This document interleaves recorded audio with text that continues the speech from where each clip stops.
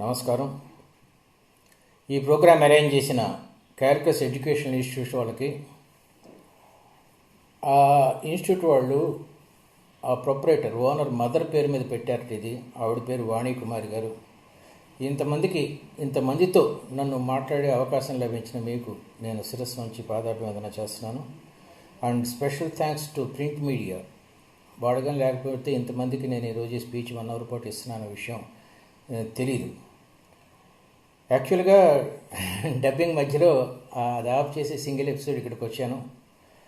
I wish మీరందరూ చాలా కొంచెం శ్రద్ధగా వింటారని. పోతే ఒక పాయింట్ ఏం చెప్తున్నానంటే, నేను దాదాపు 1000 పెర్ఫార్మెన్స్లు ఇచ్చి ఉంటాను. ఇట్లాంటివి ఇచ్చినవే జరుగుతూ ఉంటాయి. చెప్పిందే చెప్తున్నాడు నాకు అపప్రద కూడా ఉంది. కానీ నేను చెప్పే ఆర్గ్యుమెంట్ ఏంటంటే, 7వ క్లాస్ వాడికి 7వ క్లాస్ సిలబస్సే చెప్పాలి. చిన్నపిల్లలకి ఎలా చదువుకోవాలి, ఎలా ఏకాగ్రత పెంచుకోవాలి, ఎలా జ్ఞాపక శక్తి పెంచుకోవాలి, ఇవే కదా చెప్పేది. వాటిలో మార్పే ఉండదండి.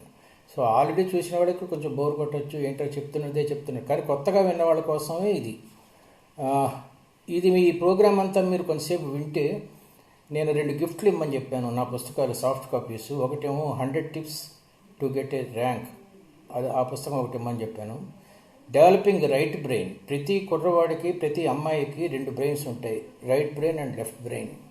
Right brain is for intelligence, left brain is for industry అని అంటారు సాధారణంగా. This is not scientifically proven.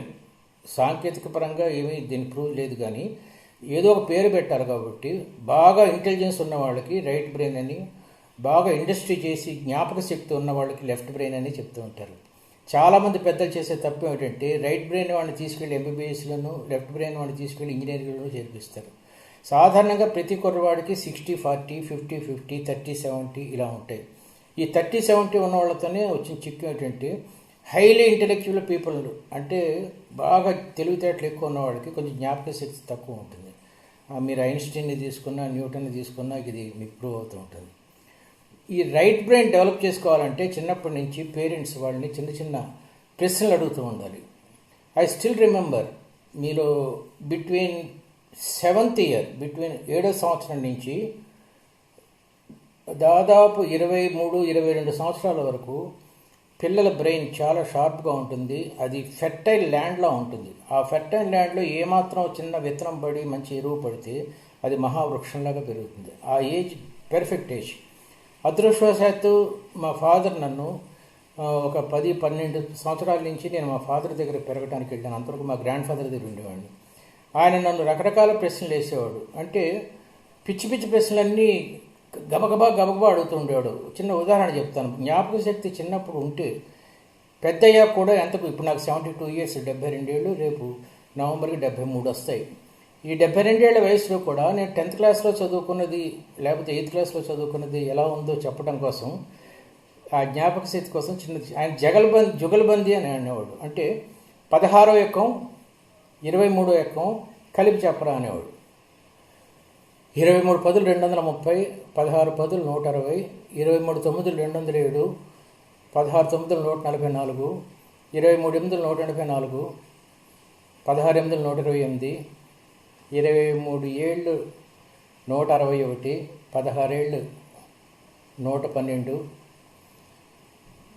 23 ఆర్లు 138, 16 ఆర్లు 96, 23 ఐదులు 115, 16 ఐదులు 80, 23 నాలుగు 92, 16 నాలుగు 64, 23 మూడు 69, 16 మూడు 48, 23 రెండు 46, 16 రెండు 32, 23 ఒకటి 23, 16 ఒకటి 16. ఇలాగ ఎక్సర్సైజ్ చేయించేవాడు నా చేత.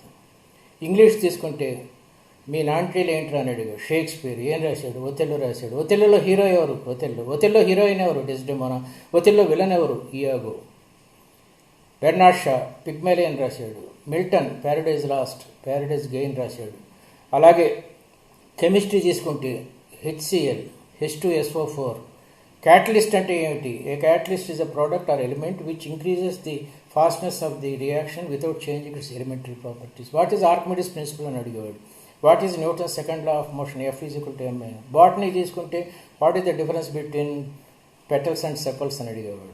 ఫైలం ప్రోటోజోవాకి పోరిఫెరాకి తేడా ఏంటి అనేవాడు. అంటే ఆయన అడిగిన ప్రశ్నలు కూడా నాకు గుర్తున్నాయి, నాట్ ఓన్లీ సమాధానాలు. ఇప్పుడు నేను ఇంటర్వ్యూస్లో మేము ఏం చదువుకున్నావు బాబు అంటే బీటెక్. 10th క్లాస్లో తెలుగు ఉందా? ఉంది. ఏమున్నాయి పాఠాలా సార్? పాఠాలు ఉన్నాయి సార్. ఏమున్నాయి? ఏముందిరా పాఠాలు? ఏమన్నా పద్యం చెప్పు. పద్యమా సార్? మీకు ఉంది 10th క్లాస్లో పద్యం, సురుచిర తారకా కుసుమ అనే పద్యం ఉంది. అది చెప్పలేవా? లేదు సార్, ఎప్పుడూ చదువుకున్నాం సార్. ఇదంతా ఎందుకంటే పునశ్చరణ లేకపోవటం వల్ల. వీ డు నాట్ పునశ్చరణ. ఇప్పుడు ఉదాహరణకి మీరు ఇప్పుడు కరోనా కాలంలో ఖాళీగా ఉన్నారు కాబట్టి ఇన్ని చాక్లెట్స్ పక్కన పెట్టుకోండి. పేరెంట్స్కి చెప్తున్నాను, మీరు కరెక్ట్గా చెప్తే ఒక చాక్లెట్ ఇస్తానండి. లెటస్ సపోజ్ నేను దక్షిణం అంటే శ్రీలంక వైపు లేకపోతే హిందూ మహాసముద్రం వైపు తిరిగి ఉన్నాను అనుకోండి. వాళ్ళని ప్రశ్నలు అడగాలి. శ్రీలంక వైపు తిరిగి ఉంటే ప్రశ్నలు అడగాలి. ఆస్ట్రేలియా ఎక్కడుందిరా? ఆస్ట్రేలియా ఎక్కడుంది? వెస్టిండీస్ ఎక్కడుంది? వెస్టిండీస్ ఎక్కడుంది? జపాన్ ఎక్కడుంది? జపాన్ ఎక్కడుంది? అమెరికాలో న్యూయార్క్ ఎక్కడుంది? న్యూయార్క్ ఎక్కడుంది? ఫిన్లాండ్ ఎక్కడుంది? ఫిన్లాండ్ ఎక్కడుంది? ఇలాగా this is called geographical intelligence. This is the best period. ఈ కరోనా పీరియడ్ అనేది the best period to share your intelligence knowledge with your kids. ఇదంతా పేరెంట్స్కి సంబంధించింది. చాలామంది పేరెంట్స్ చేసే తప్పు ఏంటంటే, హార్డ్ వర్క్ చేయరా జీవితంలో పైకి వస్తూ ఉంటారు. మీ అంతగా మీరే పిల్లల్లో హార్డ్ వర్క్ చేస్తే జీవితంలో పైకి వస్తావు అని ఎప్పుడైతే చెప్పారో, హార్డ్ లైఫ్ డెఫినేషన్ ఏంటి? హార్డ్ లైఫ్ అంటే ఇప్పుడు యాక్చువల్గా నేను మార్నింగ్ 8 o'clock నుంచి 4:30 వరకు డబ్బింగ్ థియేటర్లో ఉండి చాలా హడావుడిగా వచ్చి స్నానం చేసి కొంచెం మేకప్ లాగా వేసుకొని ఇక్కడ కూర్చొని మళ్ళీ ఇప్పుడు ఇది అయిపోగానే నేను మళ్ళీ వెళ్ళాలి.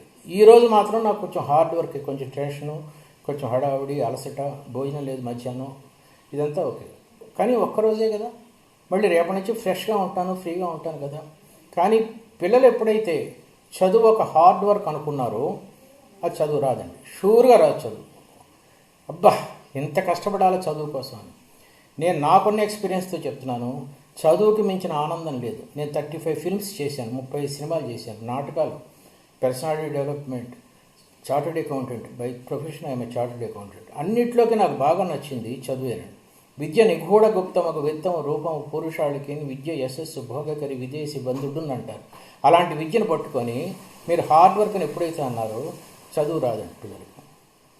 ఒక సాధారణంగా ఒక కుర్రవాడు క్రికెట్ ఆడటానికి ఎంత ఉత్సాహంగా వెళ్ళాడో అంత ఉత్సాహంగా చదువుకోవటానికి వెళ్ళాలి. ఇది ఫస్ట్ పాయింట్. లేవగానే అబ్బా భలే ఉందే చదువు అనిపించే ఒక ఫ్యాక్ట్ని పేరెంట్స్ ఇంజెక్ట్ చేయాలి. ఒక మల్లెపూల పొదలు వేసేవాడు ఉన్నాడు అనుకుందాం, మల్లె తోట వేసేవాడు. అతనికి 3 monthsకి ఒకసారి ఒక 20,000 30,000 వస్తుంది. అందులో 10,000 ఖర్చు అయినా సరే 20,000 రూపాయలతో నెక్స్ట్ మళ్ళీ పంట వేసి ఆ 3 నెలలు భోజనం చేస్తాడు అనుకుందాం. ఎందుకు వచ్చిందిరా భగవంతుడా అనుకుంటే తొందరగా ముసలోడు అయిపోతాడు. అతను ఎండిపోయిన భూమి మీద నీళ్లు జల్లినప్పుడు ఆ మట్టి వాసన వస్తుంది చూడండి, దాన్ని ఎంజాయ్ చేయాలి. ఆ తర్వాత భూమిని చీల్చుకుంటూ చిన్న చిన్న మొలకలు వస్తూ ఉంటే ఆ మొలకలను ఎంజాయ్ చేయాలి. తెల్లటి పూలు వస్తూ ఉంటే ఆ పరిమళాన్ని ఎంజాయ్ చేయాలి. ఇలా ప్రతి ప్రాసెస్ని ఎంజాయ్ చేస్తూ ఉంటే అప్పుడు హార్డ్ వర్క్ అనిపించదండి. ఎప్పుడైతే నువ్వు చెప్పండి, లోగా వస్తుందా? గట్టిగా మాట్లాడాలా? ఓకే, కొంచెం లోగా వస్తుందంట వాయిస్, గట్టిగా మాట్లాడాలంట, అందుకని కొంచెం దగ్గరికి వచ్చానండి. Bear with me. సో ఆ మట్టి వాసన ఎంజాయ్ చేయడం దగ్గర నుంచి పూలు అమ్మటం వరకు ప్రతీదీ మనం ఎంజాయ్ చేస్తుంటే కర్మణ్యే వాధికారస్య అన్నాడు. మనం చేయాల్సిన పని ప్రతీదీ పెర్ఫెక్ట్గా చేసుకుంటూ ఆనందిస్తూ ఉంటే ఫలితాలు అలాగే వస్తాయని చెప్పడమే నా ఉద్దేశం. This is the concept of hard work. చాలామంది అంటారు అసలు సక్సెస్ అంటే ఏమిటి అని. చాలామంది పెద్దలకు కూడా సక్సెస్ అంటే ఏంటో తెలియదండి. నా ఉద్దేశం సక్సెస్ అంటే నవ్వుతూ ఉంటాం. పరీక్షల ముందు, రిజల్ట్స్ చూసే ముందు, రిజల్ట్స్ చూసిన తర్వాత ఉద్యోగం రావటం, జీవితం అంతా నవ్వుతూ ఉండటమే సక్సెస్ అంటే. ఈ ప్రపంచంలో చాలామంది చాలా సీరియస్గా ఏదో మిన్ను విరిగి మీద పడుతున్నట్టు ఉంటారు. ఎందుకు అలా ఉంటారంటే వాళ్ళకి కొన్ని ప్రాబ్లమ్స్ ఉంటాయి. ఏంటి ఆ problems? First is health problem. నేను సగర్వంగా చెప్పుకుంటాను, 72 ఏళ్ల వయసులో నేను ఇంతవరకు ఒక్కసారి కూడా నేను హాస్పిటల్కి వెళ్ళలేదు. I never stayed a single night in a hospital. అంటే ఇది అదృష్టం. కొన్ని భగవంతుడు ఇచ్చిన థైరాయిడ్ లేకపోతే బ్రెయిన్ ట్యూమరు ఇట్లాంటివి నాకు రాలేదు. కానీ సగం ప్రాబ్లమ్స్ ఆఫ్ హెల్త్ మన తిండి వల్ల, మన నిద్రలేమి వల్ల వస్తాయండి. సో హెల్త్ బాగా చూసుకుంటే మీరు 70 ఏళ్ల వరకు జీవిస్తారు. లేకపోతే కేవలం బతుకుతారంతే. బతకడానికి జీవించడానికి తేడా ఏమిటంటే 70 ఏళ్ళు వచ్చినా 75 ఏళ్ళు వచ్చినా వృద్ధాప్యం బాగా వచ్చే వరకు ఆనందంగా yes I can do it అండి. అలా రావడానికి ముందు హెల్త్ ఉండాలండి. This is the primary thing. ఏ విద్యార్థికైనా ఏ పెద్దవాడికైనా షడ్గుణ ఐశ్వర్యాలు అంటారు. షడ్గుణ ఐశ్వర్యాల్లో ఫస్ట్ది హెల్త్. నేను ప్రతి మీటింగ్లోనూ చెప్తాను, మనం గుడికి వెళ్ళినప్పుడు తల మీద శటకోపం పెడతారు. షట్ అంటే 6 రకాల ఐశ్వర్యాలు ఉంటే మనం జీవితంలో గెలిచినట్టు లెక్క. ఫస్ట్ది health. Health is of 2 types, physical health and mental health. Physical health అంటే ఇప్పుడు నేను చెప్పినట్టే ఆరోగ్యంగా ఉంటుంది. మెంటల్ హెల్త్ అంటే 3 రకాల దరిద్రాలు లేకపోవడం. ఫస్ట్ ఈజ్ కోపం, సెకండ్ ఈజ్ భయం అండ్ థర్డ్ ఈజ్ దుఃఖం.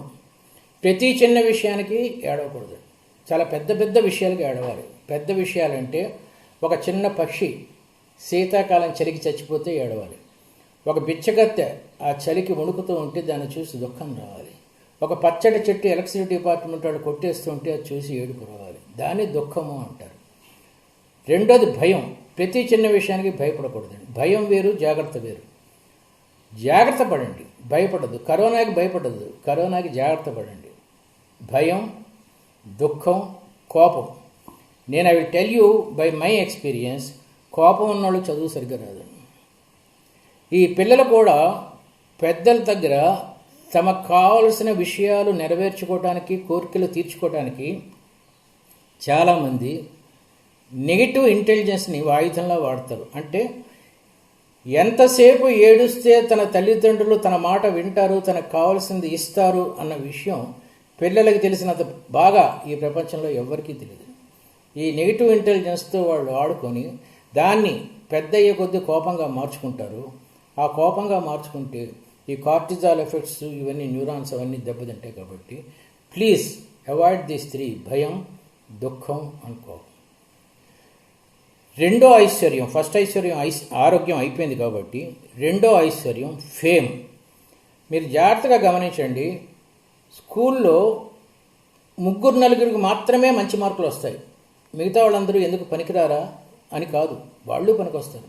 కొంతమంది స్పోర్ట్స్లో ఉంటారు బాగా, కొంతమంది డ్రాయింగ్, కొంతమంది మ్యూజిక్, కొంతమంది డ్యాన్స్, ఇలా రకరకాల అదేంటంటారు హాబీస్లో పిల్లలు పైకి వస్తూ ఉంటారు. పిల్లవాడికి ఎప్పుడన్నా కావాల్సింది మంచి పొగడ్త. ఎప్పుడైతే మీ పిల్లలకు మంచి పొగడ్త లేదో దే విల్ బికమ్ వాచర్స్.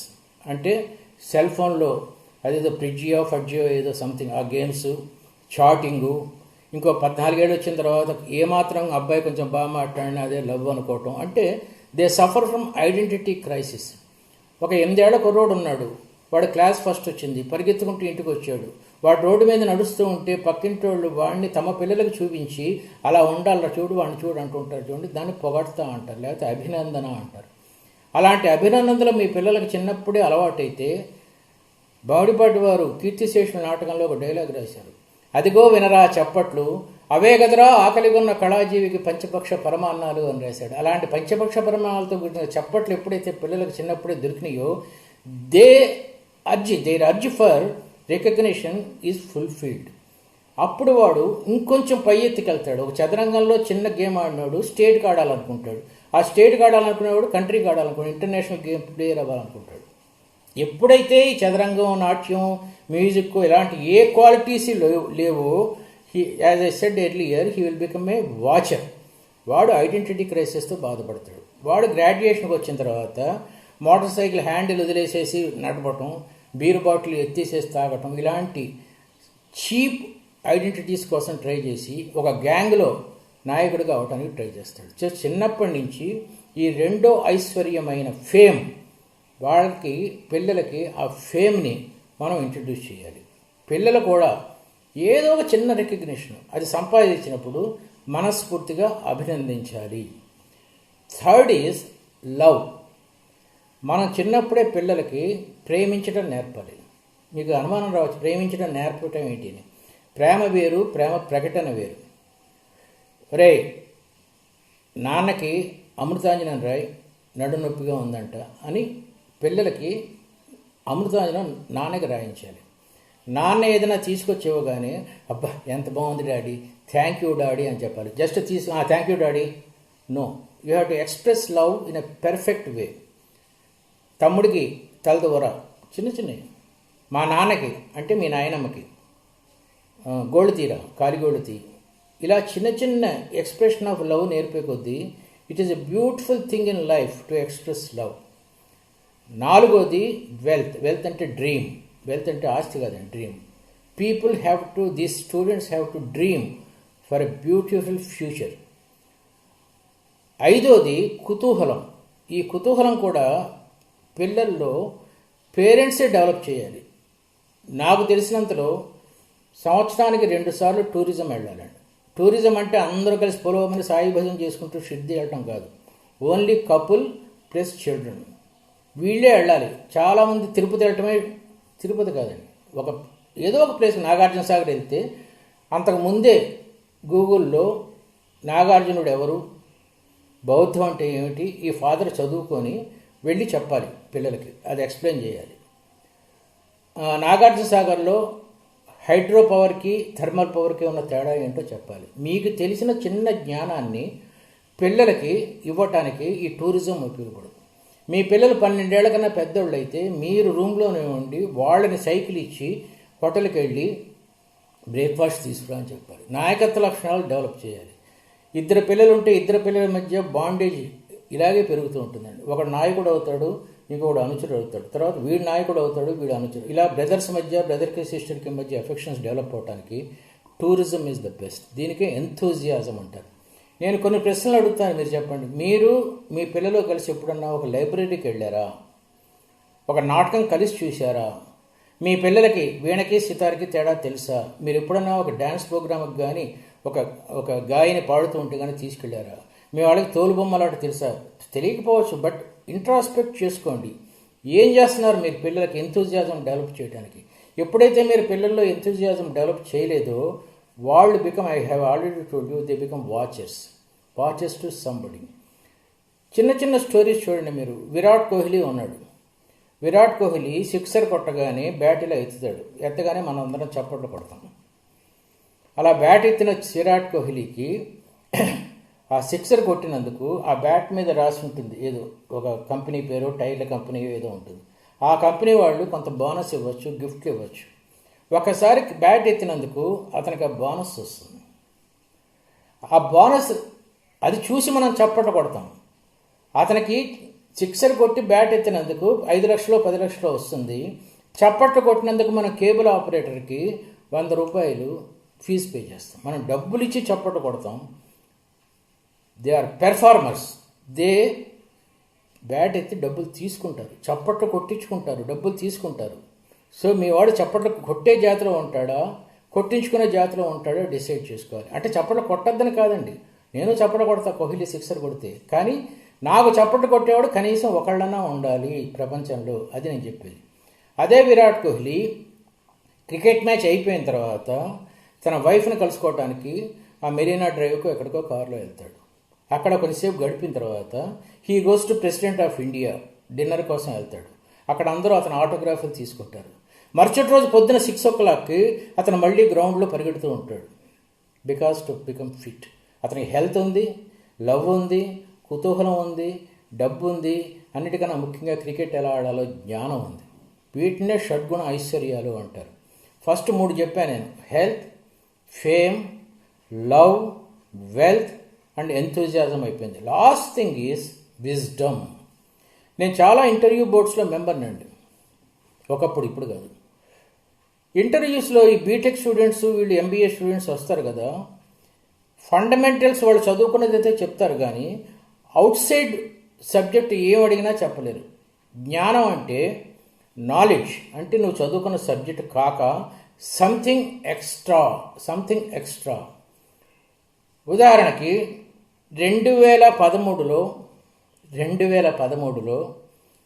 ఒక సర్వే చేశారు. ఆ సర్వే ప్రకారం యాక్సిడెంట్స్ ఎక్కడ ఎక్కువ అయ్యాయి, ఇది క్వశ్చన్ అండి. 2013లో ఒక సర్వే చేసినప్పుడు ఏ రాష్ట్రంలో, ఏ స్టేట్లో యాక్సిడెంట్స్ ఎక్కువ అయ్యాయి, ఇది ప్రశ్న. First is Andhra, second is Telangana, third is Chhattisgarh, fourth is Odisha. మీ పక్కన మీ పిల్లలు ఉన్నా మీ పేరెంట్స్ ఉన్నా అడగండి, ఏ స్టేట్లో 2013లో ఒక సర్వే ప్రకారం యాక్సిడెంట్స్ ఎక్కువయ్యాయి. 2013లో ఆంధ్ర తెలంగాణ విడిపోలేదు కాబట్టి ఆ రెండు కాదు. ఇకపోతే ఛత్తీస్గఢ్, ఒడిస్సా. ఛత్తీస్గఢ్ అనేది అసలు స్టేట్ కాదు, అది హైదరాబాదు విజయవాడ లాగా ఒక నగరం కాబట్టి అది కాదు. ఇంకా మిగిలింది ఒడిస్సా. దీన్ని బట్టి ఏమర్థమైంది, మనకి ఉన్న నాలెడ్జ్, మనకు తెలిసిన నాలెడ్జ్ని ఒక ప్రశ్నకి సమాధానం చెప్పడానికి ఏ విధంగానూ ఉపయోగించుకుంటావు అనేది జ్ఞానం, ఇంటెలిజెన్స్ అంటారు దీన్ని. రాముడికి దశరథుడు ఫాదర్ అని సిలబస్ ఉంది. ఎగ్జామినేషన్లో రాముడి తండ్రి ఎవరు అని అడిగారు, దశరథుడు అని రాస్తే 100కి 100 వస్తాయి. కానీ దశరథుడు కొడుకు ఎవరు అని అడిగితే చాలామంది చెప్పలేరు, ఎందుకంటే వీడికి రాముడి తండ్రి దశరథుడు అని తెలుసు కాబట్టి.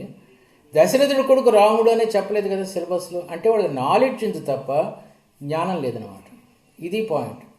మరి దశరథుడు కొడుకు ఎవరు అడగండి, మీ పక్కన పిల్లలు ఉంటే రాముడు అంటారు. ఏ లక్ష్మణుడు కాకూడదా, భరతుడు కాకూడదా, శత్రుఘ్నుడు కాకూడదా? దీన్ని జ్ఞానం విస్తారం చేసుకోవటం అంటారు. సో జ్ఞానంలో first point is knowledge and intelligence. H2O అంటే వాటర్. సింబల్ చెప్పరా, H2 + 2O2 is equal to H2O.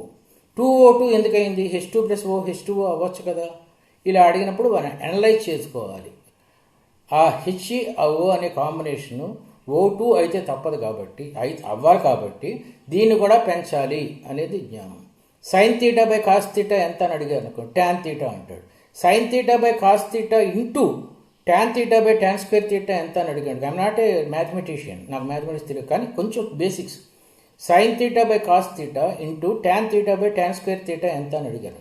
Sine theta by cos theta is tan theta, tan theta into tan theta is tan square theta, tan square theta by tan square theta is equal to 1. ఎంత ఫాస్ట్గా నువ్వు చెప్తావో దీన్ని reflex actions అంటారు. ఈ corona టైంలో పేరెంట్స్కి నేను ఒక చిన్న ఇది చెప్తాను, how to develop this reflex actions. ఎంత ఫాస్ట్గా ఆన్సర్ చెప్తావు అనే దాన్ని రిఫ్లెక్స్ యాక్షన్స్ అంటారు కదా. అది ఎలా డెవలప్ చేసుకోవాలంటే, నేను ఒక నెంబర్ చెప్తాను, నువ్వు ఆల్ఫాబెట్ చెప్పరా అన్నాను. 3 C 2 B 1 A 5 E ఇట్లా చెప్పారు కదా. ఓకే, ఇది ఫస్ట్ లెవెల్. సెకండ్ లెవెల్, నేను నెంబర్ చెప్తాను, ఆల్ఫాబెట్ నువ్వు మనసులో అనుకొని దాంతో స్టార్ట్ అయ్యే ఒక దేశం పేరు చెప్పరా అనండి. 1 అంటే ఏ, అమెరికా, అల్బేనియా, అర్జెంటీనా, ఆఫ్ఘనిస్తాన్, ఇలా వాడి ఎంత నాలెడ్జ్ ఉంటే అని చెప్పాలి. ఇది థర్డ్ లెవెల్. ఫోర్త్ లెవెల్ ఏంటంటే, నేను నెంబర్ చెప్తాను, దేశం పేరు మనసులో అనుకొని ఏ అక్షరంతో స్టార్ట్ అవుతుందో ఆ అక్షరంతో నువ్వు ఫస్ట్ అనుకొని ఆ దేశం తాలూకు ఆఖరి అక్షరంతో స్టార్ట్ అయ్యే ఒక జంతువు పేరు చెప్పరా అన్నాను. ఉదాహరణ మళ్ళీ 1 అని అనుకోండి. 1 అంటే ఆఫ్ఘనిస్తాన్. ఆఫ్ఘనిస్తాన్ అంటే ఎన్తో స్టార్ట్ అయ్యే ఒక జంతువు పేరు చెప్పాలి. అల్బేనియా ఏతో స్టార్ట్ అయ్యే ఒక జంతువు యాంట్ అని చెప్పాలి. ఇది నెక్స్ట్ లెవెల్ అండి. దీని తర్వాత లెవెల్ ఏంటంటే, నేను ఒక నెంబర్ చెప్తాను, ఆ నెంబర్తో నువ్వు ఒక దేశం అనుకొని, అక్షరం అనుకొని దేశం అనుకొని, ఆ దేశం తాలూకు ఆఖరి అక్షరంతో స్టార్ట్ అయ్యే ఒక జంతువు అనుకొని, ఆ జంతువు తాలూకు ఆఖరి అక్షరంతో స్టార్ట్ అయ్యే ఒక ఫ్రూట్ పేరు చెప్పరా అనాలి. కొంచెం కష్టం ఇది, లాస్ట్ ఫైనల్ స్టేజ్. ఉదాహరణకి 4 అన్నారు. 4 అంటే డీతో స్టార్ట్ అయ్యే దేశాలు చాలా తక్కువ ఉన్నాయి. నాకు తెలిసినంతలో 2-3 ఉన్నాయి. ఒకటి డెన్మార్క్. కేతో స్టార్ట్ అయ్యే జంతువు ఏంటి, కంగారు. ఓతో స్టార్ట్ అయ్యేది ఆరెంజ్.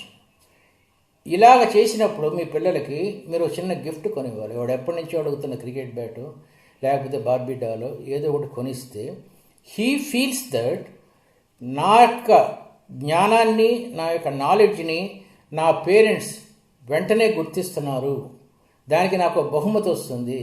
ఈ ప్రపంచంలో జ్ఞానానికి తప్ప ఇంక దేనికి బహుమతి రాదు. కేవలం పుట్టినరోజులకి పండగలకి మాత్రమే బహుమతి సంపాదించడం అనేది వాచెస్ పని. ఏదైనా ఒకటి చేసి నేను సంపాదిస్తే అది I will become A performer అనేది అర్థమవుతుంది. దీన్ని జ్ఞానం అంటారు. జ్ఞానం ఇంక్లూడ్స్ నాలెడ్జ్, ఇంటెలిజెన్స్, ప్రతిస్పందన అంటే ప్రశ్న అడగగానే ఎంత తొందరగా సమాధానం చెప్తావు, షూడ్నెస్, మ్యాథమెటికల్ ఇంటెలిజెన్స్, అన్నిటికన్నా ముఖ్యంగా లాటరల్ థింకింగ్ అంటే అందరూ ఆలోచించే విధానం కన్నా డిఫరెంట్గా ఆలోచించడాన్ని లాటరల్ థింకింగ్ అంటారు. ఈ బీటెక్ స్టూడెంట్స్ ప్రాజెక్ట్ మేనేజర్స్గా అయిన తర్వాత ఒక బీటెక్ స్టూడెంటు ఒక ప్రాజెక్ట్ చేయడానికి 1 month పడితే ఇంకో స్టూడెంట్కి 22 రోజులే పట్టచ్చు. దాన్ని లాటరల్ థింకింగ్ అంటారు. ఈ పని ఇలా చేయకుండా ఇంకోలా చేస్తే ఎలా ఉంటుంది అని తెలుసుకోవటమే లాటరల్ థింకింగ్. ఉదాహరణకి యాపిల్ పండు కింద పడితే కిందే ఎందుకు పడలేదు, పైకి ఎందుకు వెళ్ళలేదు అని చెప్పి న్యూటన్ కనుక్కున్న తర్వాత సర్ ఐజాక్ న్యూటన్ అయ్యాడు. దీన్ని లాటరల్ థింకింగ్ అంటారు. నౌ కమింగ్ బ్యాక్ టు ఏకాగ్రత పెంచుకోవటం ఎలా? ఏకాగ్రత పెంచుకోవటానికి పంచ జ్ఞానేంద్రియాలు అంటారు. పంచ జ్ఞానేంద్రియాలని కంట్రోల్ చేస్తే ఏకాగ్రత ఆటోమేటిక్గా పెరుగుతుంది. ఒకసారి ఏకాగ్రత ఆటోమేటిక్గా పెరిగిన తర్వాత 2-3 సార్లు చదివితే అది పెర్మనెంట్గా ఇదిగా ఉంటుంది. తెలుగులో చిన్నప్పుడు మా ఫాదర్ చెప్పాడు, సవర్ణ దీర్ఘ సంధి అంటే ఏమిటి, డూమువులు ప్రథమ విభక్తి, మసజస తతగా, నజబజ జజర, యమాత రాజబానస, ఇవన్నీ ఇప్పటికి కూడా గుర్తుంటానికి కారణం ఏంటంటే చదివిన తర్వాత పెర్ఫెక్ట్, ఆ టెక్నిక్స్ తర్వాత చెప్తాను, ఇంకో 5 నిమిషాల తర్వాత చెప్తాను. పెర్ఫెక్ట్గా దాన్ని ఇక్కడ స్థిరపరిచేసుకుంటే ఇంకా మర్చిపోవటం అనే ప్రశ్నే లేదు.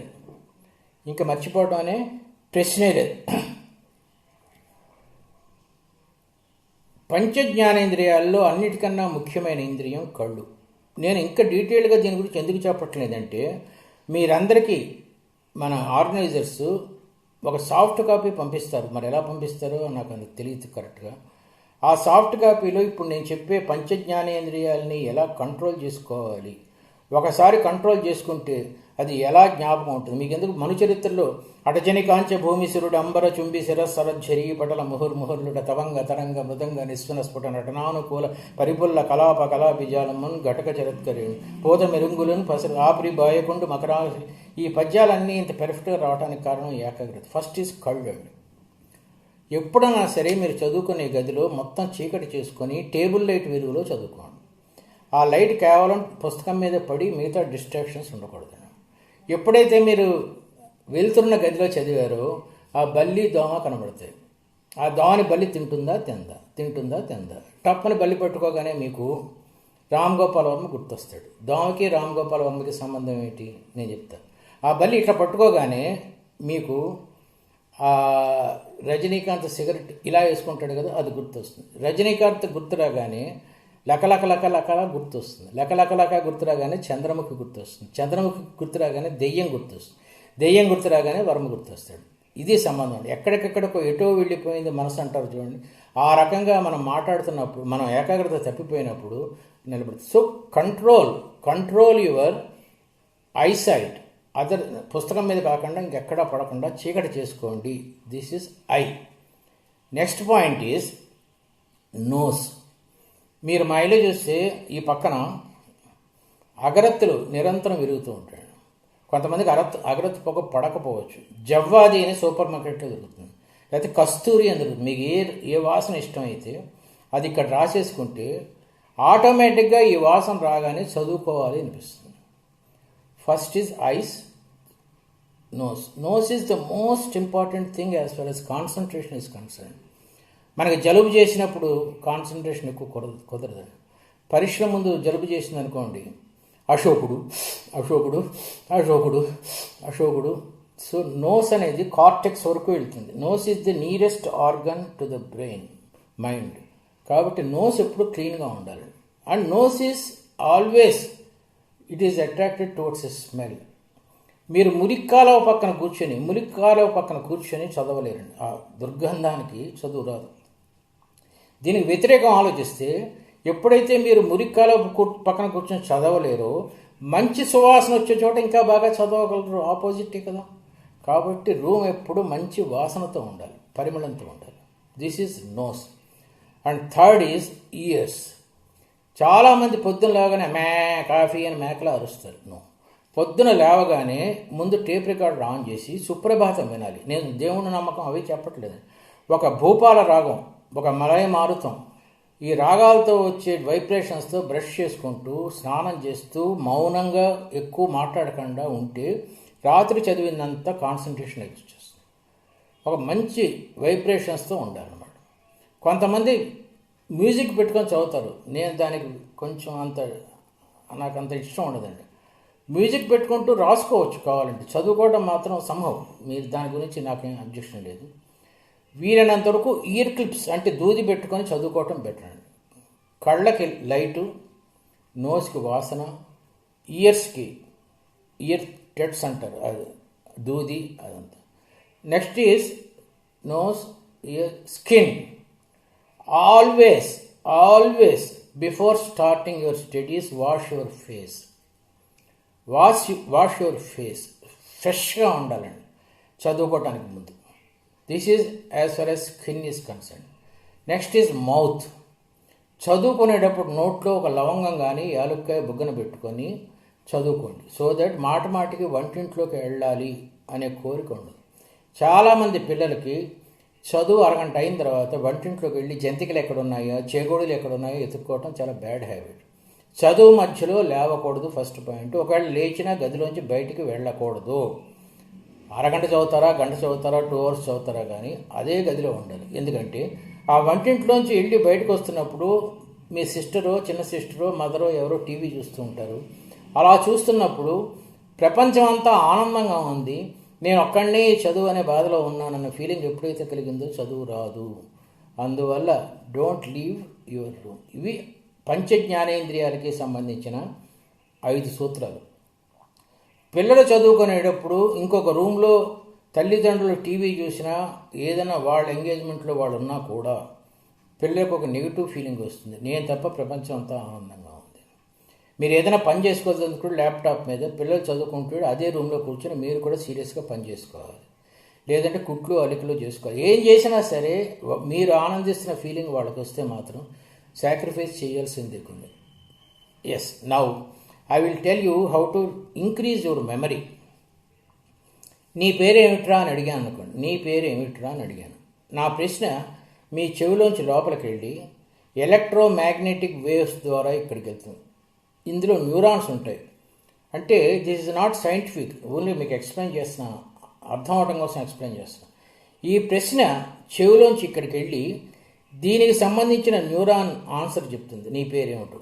ఆ ఆన్సర్ మళ్ళీ ఇంకో ఎలక్ట్రోమాగ్నెటిక్ పాత్వే ద్వారా ఇక్కడి నుంచి బయటకు వస్తుంది. దీన్ని జ్ఞానేంద్రియము అంటాం. జ్ఞానేంద్రియం రిసీవ్స్ ది క్వశ్చన్ అండ్ కర్మేంద్రియం గివ్స్ ది ఆన్సర్. ఎగ్జామినేషన్లో మీరు క్వశ్చన్ పేపర్ చూడగానే జ్ఞానేంద్రియం రిసీవ్స్ ది క్వశ్చన్ అండ్ కర్మేంద్రియం writes the answer.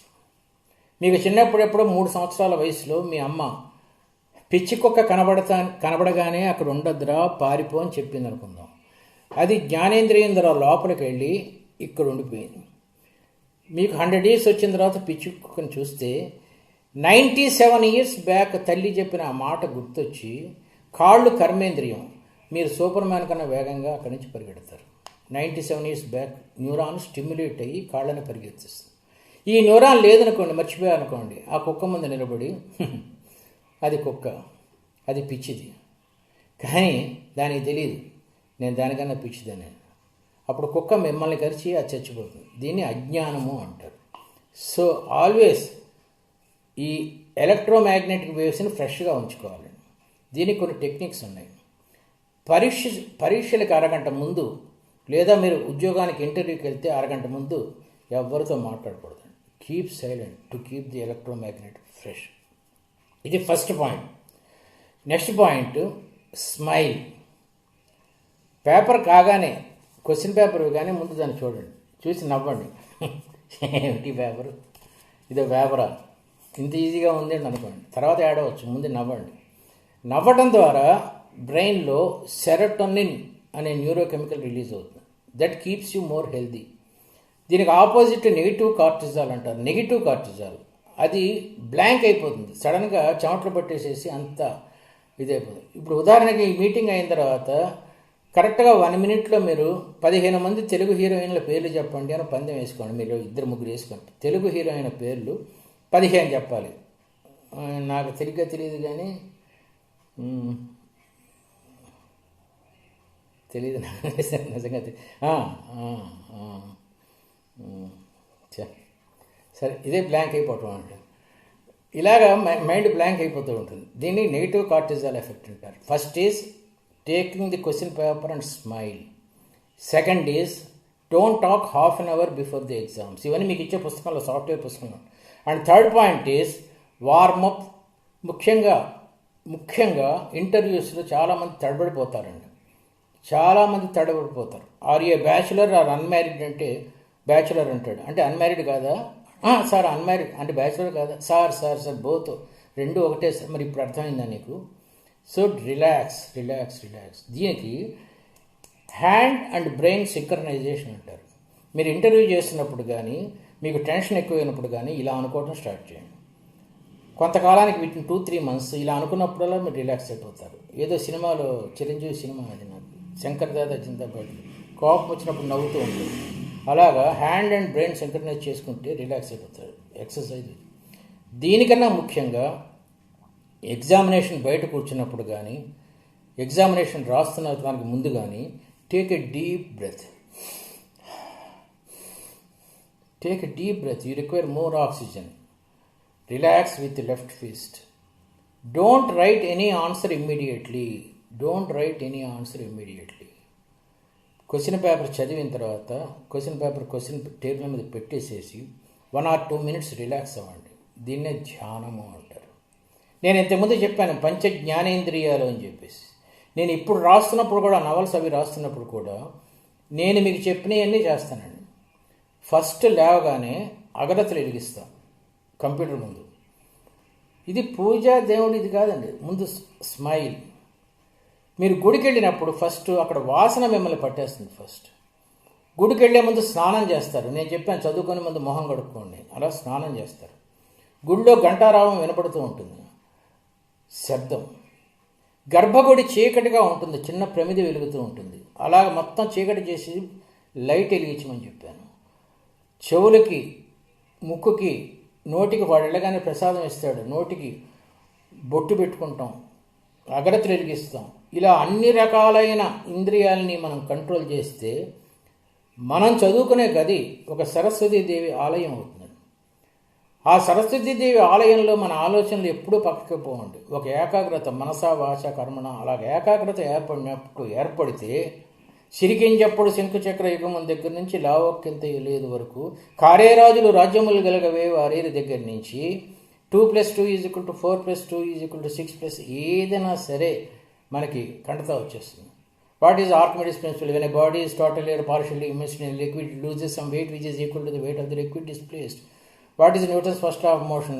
First law of motion is a body continues to be in static or moving position unless outside force is applied to it.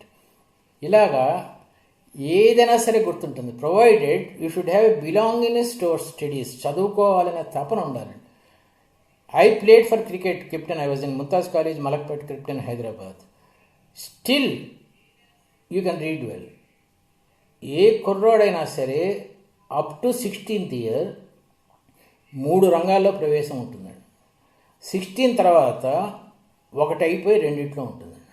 ఆ తర్వాత he can choose between cricket player అవ్వాలా, సచిన్ తెండూల్కర్ లాగా, లేదంటే ఎవరైనా రామానుజన్ లాగా mathematician అవ్వాలా, లేదంటే రెండూ అవ్వాలా, విశ్వనాథన్ ఆనంద్ లాగా ఇంజనీర్ ప్లస్ చదరంగం ఏదైనా అవ్వాలా అనేది డిసైడ్ చేసుకోవాలండి. ఫస్ట్ మాత్రం 3 రంగాల్లో ప్రవేశం ఉండాలి. ఉదాహరణకి నాకు చదరంగం అంటే ఇంట్రెస్ట్, లేదా మ్యూజిక్ అంటే ఇంట్రెస్ట్ అనుకుందాం. 1 గంట సేపు చదివిన తర్వాత చాటింగ్ చేయకుండా, కంప్యూటర్ మీద వెళ్ళి గూగుల్ చూడకుండా I will go for music. ఆ 1 hour మ్యూజిక్ అయిపోయిన తర్వాత I will go again and read. ఈ రెండు ఇలా చేసుకున్నప్పుడు 2 ఆరోగ్యకరమైన పరిణామాలు కాబట్టి you will really enjoy it. This is the technique of studying. Now question paper రాసిన తర్వాత ఆన్సర్స్ ఎవరితో డిస్కస్ చేయకండి. రాశారు అయిపోయింది. మీ ఫ్రెండ్ అంటే ఎవడు? మీ అంత తెలివితేటలు ఉన్నవాడే కదా, వాడు చెప్పే ఆన్సర్ కరెక్ట్ అని నమ్మకం ఏంటి? సో నెవర్ డిస్కస్, ఎందుకంటే నెక్స్ట్ ఎగ్జామినేషన్కి మూడ్ పాడైపోతుంది ఒకవేళ తప్పు అయితే. So never discuss, never start answering your answer షీట్ని వెంటనే స్టార్ట్ చేయొద్దు. కొంచెంసేపు బ్రీతింగ్ తీసుకోండి, నమస్కారం చేయండి. నమస్కారం అంటే ఇలా నమస్కారం కాదు, మనసులోనే ఒక విధమైన ట్రాన్స్లోకి వెళ్ళి మెడిటేషన్ లాగా చేయండి. మీరు ఇప్పుడు చదువుతున్న ఇప్పుడు మీకు వస్తున్న మార్కుల కన్నా కనీసం 5 మార్క్స్ ఎక్కువ వస్తాయండి చిన్న చిన్న టెక్నిక్స్ ఉపయోగించుకుంటే. These are the things.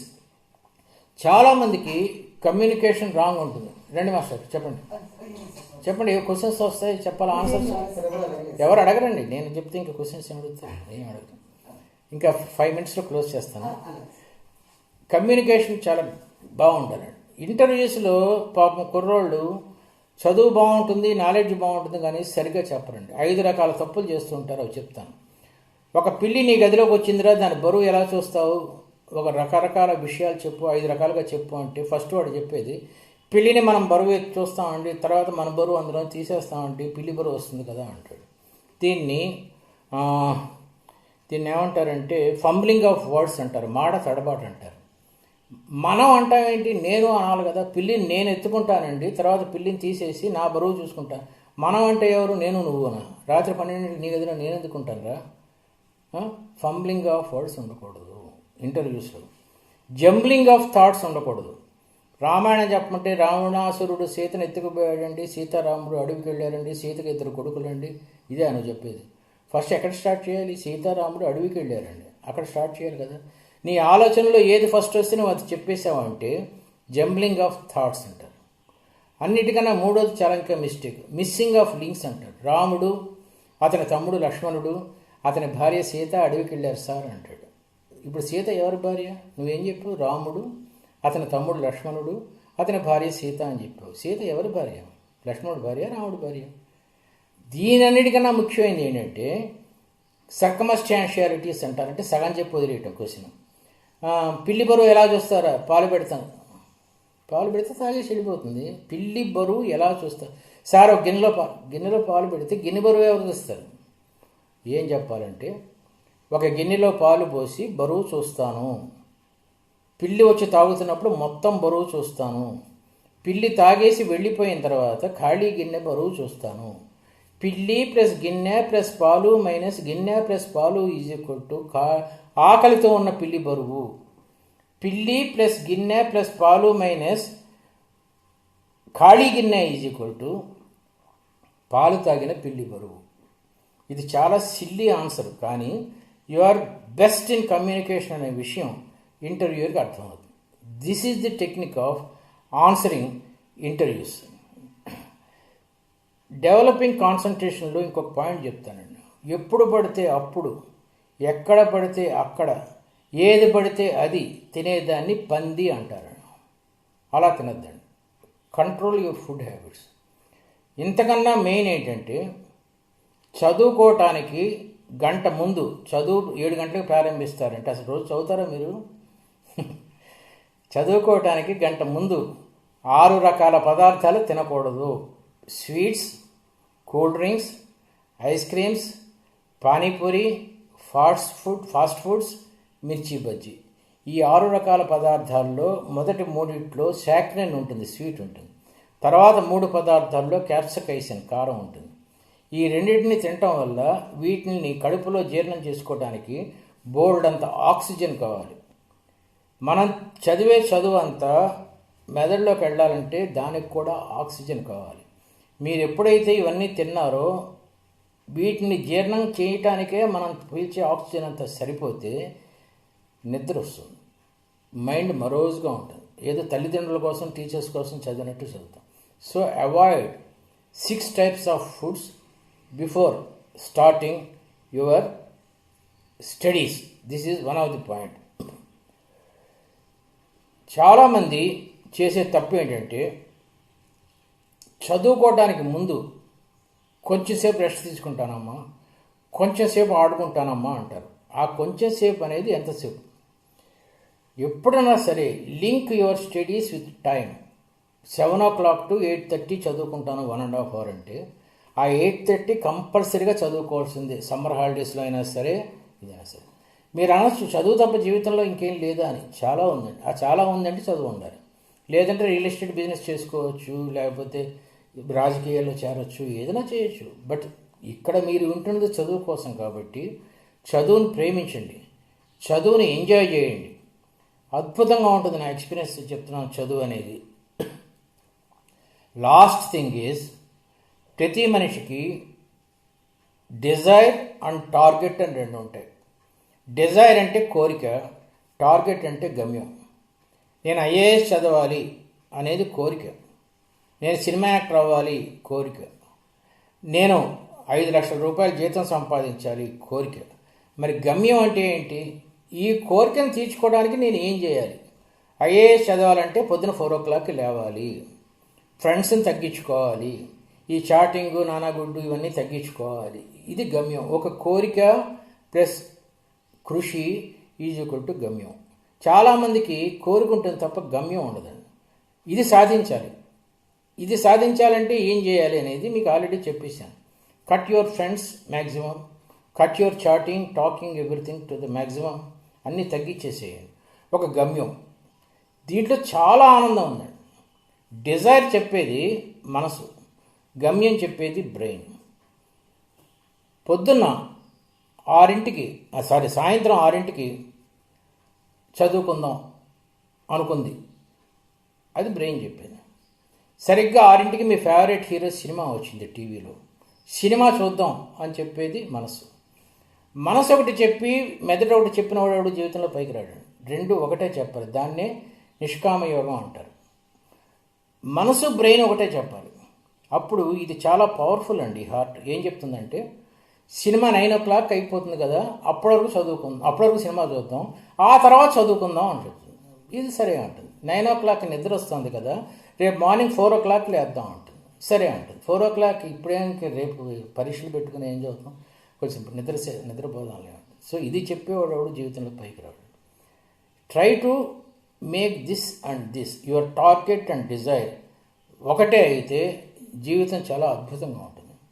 ఈ ఆడవాళ్ళు షాపులకు వెళ్ళినప్పుడు ఈ చీర కొంటే బాగుంటుందా, ఈ చీర కొంటే బాగుంటుందా అని, ఈ చీర కొన్న తర్వాత అయ్యో ఈ చీర కొంటే బాగుంటుంది అన్నప్పుడు ఈ చీర కూడా ఆనందం ఇవ్వదండి. నువ్వు రెండూ సెలెక్ట్ చేసుకోవాలి. నువ్వు ఉప్మా తింటున్నావు, పక్కన పెసరట్టు తింటున్నావు, అయ్యయ్యో పెసరట్టు తింటే బాగుంటుంది అని నువ్వు ఎప్పుడైతే అనుకున్నావో నీకు ఉప్మా కూడా ఆనందం ఇవ్వదండి. So try to make your desire and target equal, ఒకటే చేయండి. చాలా శ్రద్ధగా విన్నారు అనుకుంటున్నాను. పెన్ను పేపర్ ఉందనుకుంటున్నారు. ఈ పుస్తకాలు ఎట్లా వస్తాయో ఏమిటో నాకు అంత డీటెయిల్గా తెలియవు. మరి ఇంకే హ్యాపీ అంట. పీడిఎఫ్ మీకు వస్తాయి 2 పుస్తకాలు. ఒకటి 100 tips to get a rank, ఒకటి అది ఆల్రెడీ పంపించారు. ఇంకో పుస్తకం డెవలపింగ్ రైట్ బ్రెయిన్, అది కూడా పంపించేశారా? వచ్చేసినాయంట కదా మీకు. కానీ చదవండి, ఆ లెక్కలు చేయండి, చాలా గమ్మత్తుగా ఉంటాయి ఆ లెక్కలు. క్యాలికస్ ఎడ్యుకేషన్ ఇన్స్టిట్యూట్ వాళ్ళు చేస్తున్న కార్యక్రమం, వాళ్ళకి అభినందనలు, అభివందనలు కూడా. Congratulation and thanks. And already I have thanked the people, press people. వాళ్ళు లేకపోతే మీరు అందరూ ఇంత మాకు సర్క్యులేషన్ లేకపోతే ఇంత అడ్వర్టైజ్మెంట్ ఉండేది కాదు. ఒక మంచి కార్యానికి వాళ్ళు సహాయపడ్డారు. ఇది నిజంగా నాకు వీళ్ళు ఇచ్చిన అవకాశం. మీ అందరితో మాట్లాడుతున్నాను. కొంచెం శ్రద్ధ పెట్టి చదవండి, జీవితం అద్భుతంగా ఉంటుంది. 72 ఏళ్ల వయసులో నేను చెప్తున్న ఆఖరి మాట ఇది. Thank you very much. Bye.